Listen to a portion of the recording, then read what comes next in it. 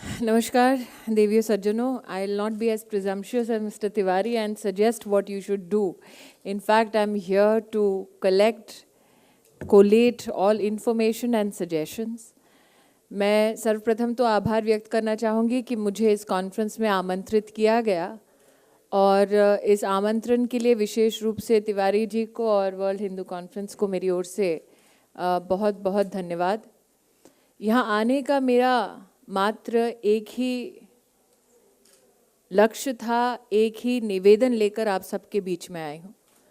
मैं अभी जब कुछ बिंदुओं पर चर्चा कर रही थी तो मैंने बहुत मध्यम आवाज़ में कहा कि अगर हम साइंटिफिक टेम्पर को बढ़ा पाएँ और इंक्वायरी बेस्ड लर्निंग को बढ़ा पाएँ तो मुझे लगता है भारत की शिक्षा प्रणाली में वो हमारा सबसे बड़ा योगदान होगा। लेकिन सबसे पहले तो चिंतन ये करना होगा कि किस प्रकार की शिक्षा हम अपने देश में, अपने समाज में, अपनी युवा पीढ़ी, हमारे बच्चों को देना चाहते हैं। मैंने अपने जीवन में शिक्षा से संबंधित 2 निजी उदाहरण देखे हैं जिसको आपके समक्ष रखना चाहूँगी। महाराष्ट्र में बीड़ नाम का एक ज़िला है जिसके बारे में मैंने 2-3 मंचों पर उल्लेख किया है और इस बात का उल्लेख मैं शायद इसलिए कर रही हूँ क्योंकि एक स्टार्क रियलिटी है हमारे सामने जिसे पहचानने में शायद ये बात मदद करे। बीड़ इलाके में एक डॉक्टर काफ़ी विख्यात था और उसकी ख्याति का कारण ये था कि वो मात्र 3,000 रुपये में कन्या भ्रूण हत्या करता था और ख्याति का दूसरा कारण ये था कि लगभग 1-2 हज़ार केसेस इस डॉक्टर ने किए होंगे लेकिन डॉक्टर को पुलिस ने पकड़ा नहीं था। So there was a curiosity in that district and especially amongst reporters who wondered why is it that this doctor has not been nabbed and put behind bars. A female journalist one day decided कि मैं जाऊं और थोड़ा undercover investigation करूं और पता करूं कि इस डॉक्टर को आखिर कोई पकड़ता क्यों नहीं है।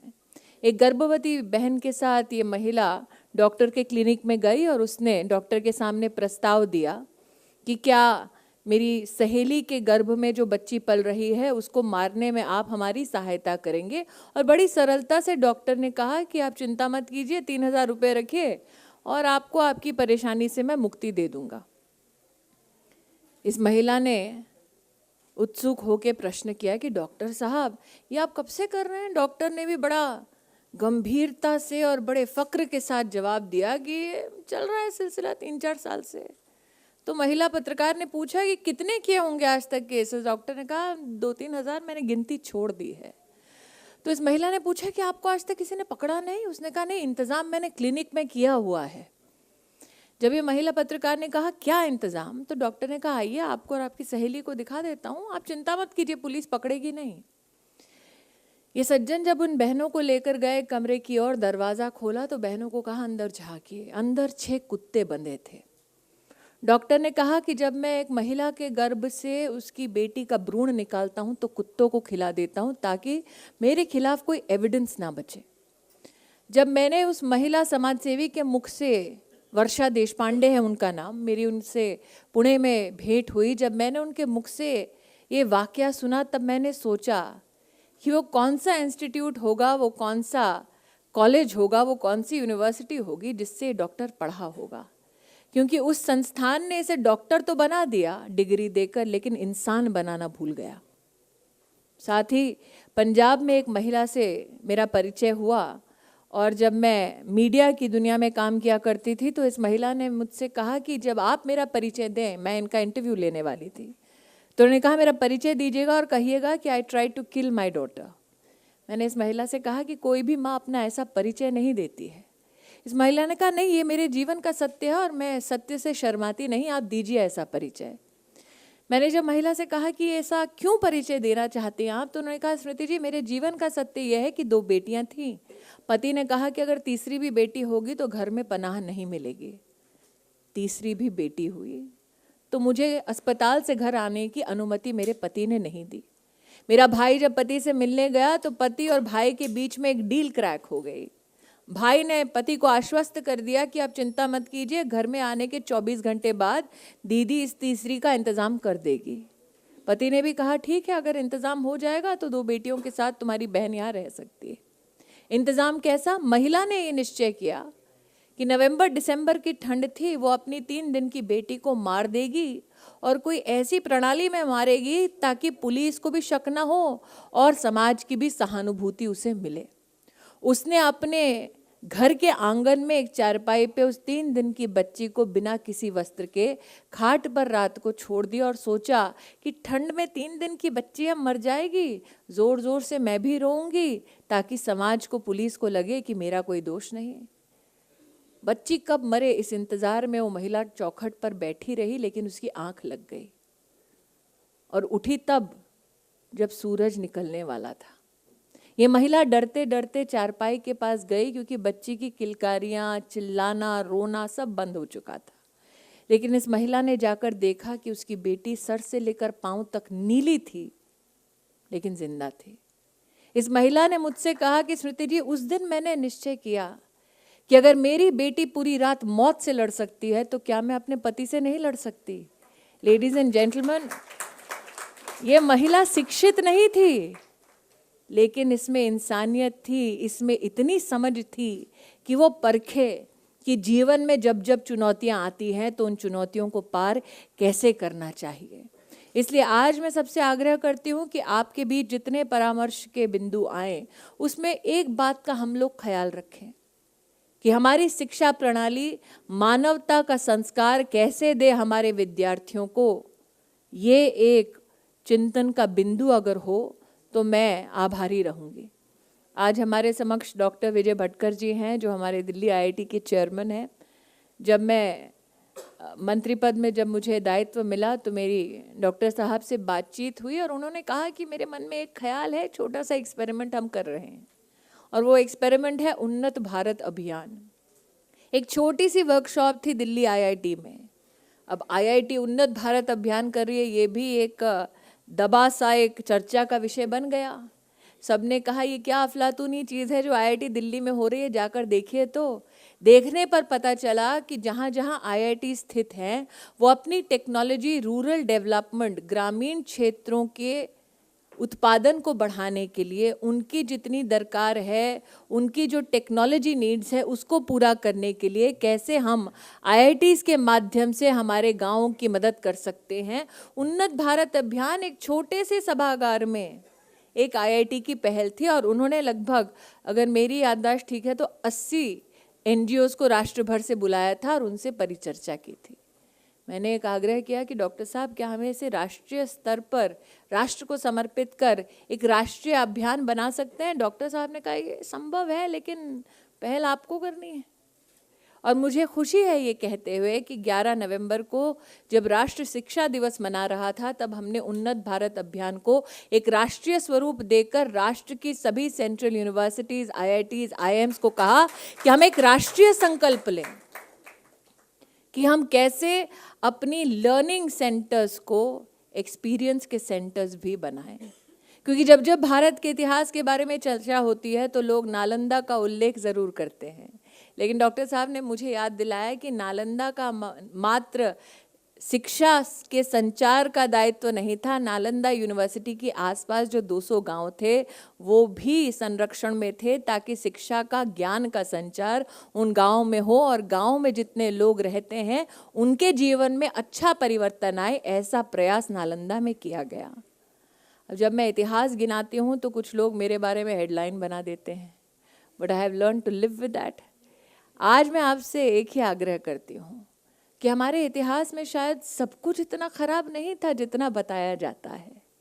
हमारे समुदाय में, हमारे राष्ट्र में, हमारे समाज में एक साइंटिफिक टेम्पर था, है और आगे भी रहेगा, लेकिन इसका पीआर कैसे किया जाए इसकी भी थोड़ी चिंता आपको करनी पड़ेगी। We are men and women of science. We are men and women who are creative in our thinking. We are men and women who support and drive innovation.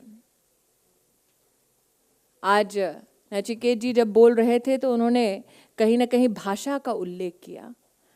अब मेरा तो कोई विश्वास नहीं करेगा, यहाँ चामू शास्त्री जी बैठे हैं, शायद उनका विश्वास करे, वो विद्वान हैं, वो पंडित हैं, वो ज्ञानी हैं। माइक्रोसॉफ्ट में एक 22 देशों में शायद एक स्टडी किया है, एनालिसिस किया है that when reading, writing and comprehension happens in your own language, how that adds to the GDP and the economy of an entire country. मेरे अभी माधवन जी से बात हुई, उन्होंने कहा ज़रूरी नहीं है कि हम अंग्रेज़ी का बहिष्कार करें, जो अंग्रेज़ी टर्मिनोलॉजी है उसे अपनी लिपि में, अपनी भाषा में उसका उपयोग करें, लिखें, समझें, पढ़ें, आगे बढ़ें। लेकिन कई ऐसी चुनौतियां हैं जो शायद कागज़ पर नहीं है, जो मानसिक हैं, जिन्हें कैसे हमें ओवरकम करना है। शायद इसका प्रयास आप और हम मिलकर करेंगे तो कोई समाधान आएगा। There are very few civilizations and nations which have a glorious past like ours. We need to celebrate that and not be ashamed of it, but also prepare ourselves for a much more vibrant future. So ladies and gentlemen, you have a tougher task ahead of you, not me. मुझे तो आपकी conference का सार मिलेगा और उसमें से जो जो अच्छे बिंदु होंगे और जो जो हमारे संविधान की मर्यादा में रहकर हम इस्तेमाल कर पाएंगे, उसको मैं निश्चित अपने संज्ञान में लेके काम करने का प्रयास करूंगी। लेकिन इतना ही कहना चाहती हूँ कि आपने अंतर्राष्ट्रीय स्तर पर ये जो पहल की है कि हम शिक्षा के ऊपर चिंतन करें और साइंटिफिक टेम्पर को आगे बढ़ाएं, अपनी कमज़ोरियों को भी समझें, लेकिन हमारी जो इंट्रिंसिक स्ट्रेंथ्स हैं उनको फर्दर कैसे डेवलप करें, इस पर आपका जो भी चिंतन होगा, मैं आभारी रहूँगी अगर आप वो बिंदु मुझ तक पहुँचाएंगे। और आगे का सफ़र मैं अथवा ये राष्ट्र अकेला तय नहीं करेगा, बल्कि आप जैसे महानुभाव विश्व भर से आकर हमारे इस चिंतन का, हमारी इस need to ensure that there is quality education available for all in India, इस दरकार में आप सहयोग करेंगे तो मुझे लगता है ये हमारे देश को बहुत बड़ा योगदान होगा। आज यहाँ पर मैं देख रही हूँ high quality affordable education for all, इस विषय पर मैं अपनी ओर से मात्र 2 निवेदन आपके सामने प्रस्तुत करना चाहती हूँ। जहाँ तक quality education and access for all की बात है, तो हम एक इंडिया बेस्ड प्लेटफॉर्म और इंडियन सिस्टम ऑफ मूक्स बना रहे हैं, जिसमें हमारे सभी IITs, IIMs, central universities, NITs, IISERs free of cost under graduate, graduate और पोस्ट ग्रेजुएट कोर्सेज उपलब्ध कराएंगे हमारी ऑनलाइन प्लेटफॉर्म्स को, ताकि भारत का कोई भी नागरिक विद्या से वंचित ना हो। और जो लोग इसकी सर्टिफिकेशन चाहते हैं उन्हें बहुत ही कंसेशनल पेमेंट पर एक एग्ज़ाम के माध्यम से सर्टिफिकेशन भी उपलब्ध कराई जाएगी। साथ ही नेशनल लाइब्रेरी के माध्यम से देश भर में जितनी भी हमारे पास लाइब्रेरीज भारत सरकार के माध्यम से उपलब्ध हैं, हमारे विश्वविद्यालयों के माध्यम से उपलब्ध हैं, मिनिस्ट्री ऑफ कल्चर के माध्यम से उपलब्ध हैं, उन्हें डिजिटाइज करके राष्ट्र को समर्पित किया जाएगा, ताकि एक बार फिर मुफ्त में विद्या का आशीर्वाद हर नागरिक तक पहुँचे। इन 2 बिंदुओं के अंतर्गत अगर आप कोई भी सुझाव देना चाहें तो मैं उसका स्वागत करूँगी।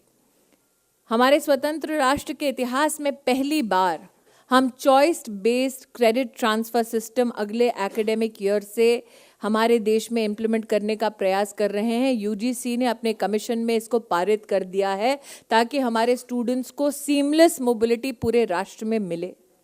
हमारे राष्ट्र में कई ऐसे नागरिक हैं, कई ऐसे विद्यार्थी हैं जो रोजगार की खोज में निकलते हैं, अन्य प्रदेशों में जाते हैं और अपनी विद्या का संचार और साधन अपने ही घरों में छोड़ जाते हैं, ताकि उन्हें मोबिलिटी मिले। अगर कोई व्यक्ति स्किल्स में ट्रेनिंग ले रहा हो और वो मास्टर्स करना चाहे तो उसे 2 वर्ष और व्यर्थ ना करने पड़े, उसका क्रेडिट फ्रेमवर्क के माध्यम से स्ट्रेट ट्रांसफरेंस मास्टर्स डिग्री में भी हो। ऐसा क्रेडिट फ्रेमवर्क हमने 11 नवंबर को AICT के माध्यम से राष्ट्र को समर्पित किया है, जो कक्षा 9 से लेकर पोस्ट ग्रेजुएट लेवल तक मोबिलिटी हमारे स्टूडेंट्स को देता है। मेरा आग्रह आपसे है कि ये सब हम कर चुके हैं, लेकिन इसकी जानकारी उपलब्ध बहुत कम लोगों को है। एक नो योर कॉलेज पोर्टल है -gov.in। भारत में जितने भी यूनिवर्सिटीज़, कॉलेजेस, पॉलिटेक्निक्स हमारे रेगुलेटर्स के साथ रजिस्टर हैं, उनकी सभी की जानकारी, लगभग 50,000 इंस्टीट्यूशंस की जानकारी इस प्लेटफॉर्म पर उपलब्ध है। इसमें स्टूडेंट्स इन्फॉर्म चॉइसेस कर सकते हैं कि अगर आप चाहें देखना कि इंफ्रास्ट्रक्चर क्या है, फैकल्टी पोजीशन क्या है, स्टूडेंट इनटेक क्या है, तो आप वो इन्फॉर्म चॉइस कर सकते हैं। और अगर उस संस्थान में जाकर आपको पता चला कि जो रेगुलेटर को बताया है वो जानकारी सच में गलत है, भ्रमित करने के लिए दी गई है, तो उसकी शिकायत करने का भी उस पोर्टल पर प्रावधान है। ये हम इसलिए कर रहे हैं ताकि हमारे स्टूडेंट्स और हमारे अभिभावक इन्फॉर्म चॉइसेस कर सके। लेकिन उसमें एक बात और जोड़ी है हमने, हमारे पास 20,000 आवर्स का स्टडी मटेरियल उपलब्ध था वीडियो लेक्चर्स के माध्यम से, जिसे हमने इस पोर्टल पर अपलोड कर दिया है ताकि free of cost some of the best courses lectures are available to our students. मेरा आग्रह है कि आपके प्लेटफॉर्म से, आपकी इस कॉन्फ्रेंस के माध्यम से अगर ये सूचना सभी तक पहुँचे तो मैं अनुग्रहित रहूँगी। एक बार फिर मुझे आज के इस संवाद में, इस गोष्ठी में आमंत्रित करने के लिए मेरी ओर से आप सबको बहुत बहुत धन्यवाद। और मैं इच्छुक हूँ कि इस चर्चा में से जो जैसे कि मैंने कहा बिंदु विचारणीय हो सकते हैं हमारे लिए, वो अगर मुझ तक पहुँचे शीघ्र अतिशीघ्र, तो मैं एक बार फिर आभारी रहूँगी। बहुत बहुत धन्यवाद।